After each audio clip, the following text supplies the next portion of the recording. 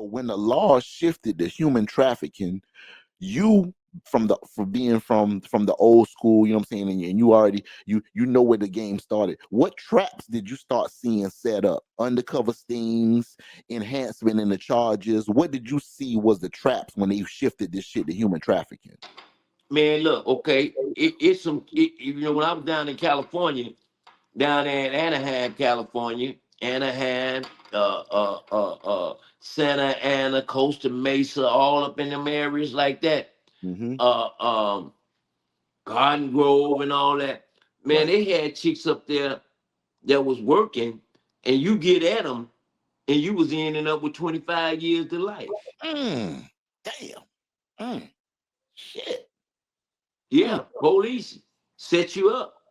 And it always been decoys.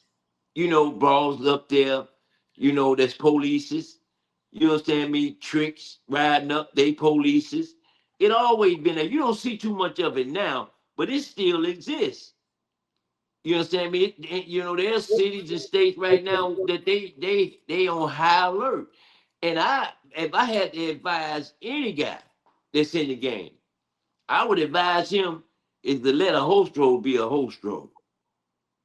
It ain't got no business being no pimp stroll. right, right, right. You So, understand what I'm saying? so you think the switch to the trafficking was a way to criminalize the game as slavery, even when consent was present? You think they're using it to try to criminalize the game in that type of way? Right. That's what they doing. They are criminalizing it because Mm, if you up there on that track and you get caught up on that track, let me say this here. mm-hmm. Let me show you what you can get into. Yeah. Talk And I to me. learned this from a guy. Yeah, talk to me. And we were just talking about this maybe about 2 weeks ago. Mm-hmm. You know, uh, I was down, I was a youngster in my 20s. And I was up on the track. I dropped a few chicks off, and I went, usually to the corner of where they was at. If they was in the middle of the block, I went to the corner. Maybe went down there, got a drink, some food. But this happened to be like early in the morning. It had to be like when the chick was doing the extra shift.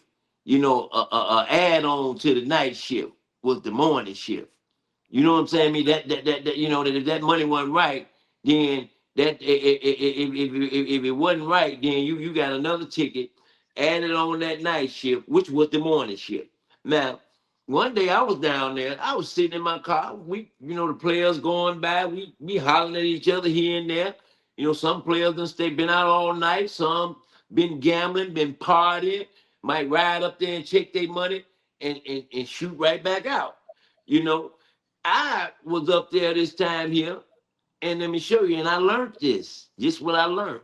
You understand me? You don't be up on them tracks like that, man. You understand me? Like players always got a spot. Not usually don't be far from the track. You understand me? Where they get together. Might be a gas station, might be a little place where a little pool hall is at. And they kick back up in there and they kick the whistle. You dig what I'm saying, me?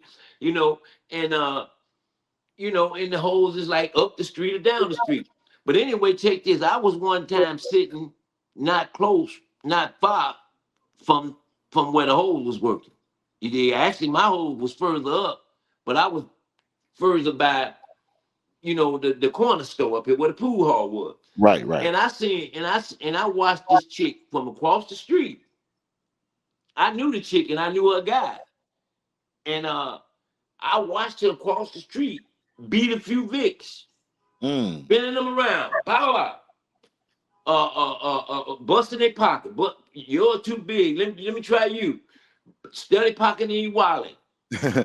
You understand me? Study pocketing them wallet. Ain't been in nobody car. Let me see how big. And just popping them wallet. And one of the trick ran back and grabbed his hand, grabbed his leg, and now the ball done walked off, and done kind of like got out of his sight. And when he came back around the corner, the ball pointed to my car. Watch Oh, this. wow, wow. Yeah, pointed to my car. to get away, to keep the trick from beating her down. They came over there and jumped on my car. You know what I'm saying? Me threw bottles on it, everything. I'm trying to get out of it. Damn. But I learned Mhm. from that. You understand me saying? I learned from that because I went to the guy, you know, the P house that I knew. You understand me? Like I said, I'm a younger guy.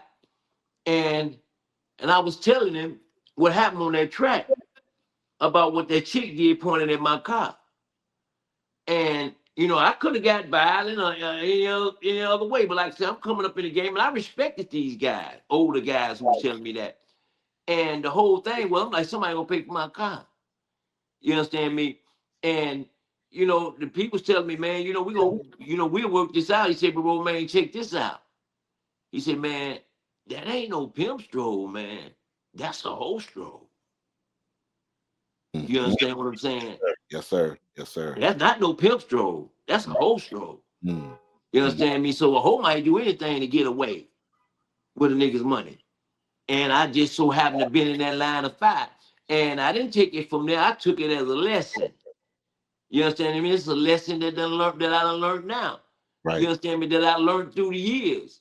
Yes, You sir. know, that ain't no host, that ain't no pimp stroll, man. That's a hoe stroll. You said you ain't got no money, you can't get no honey, you ain't got no cash.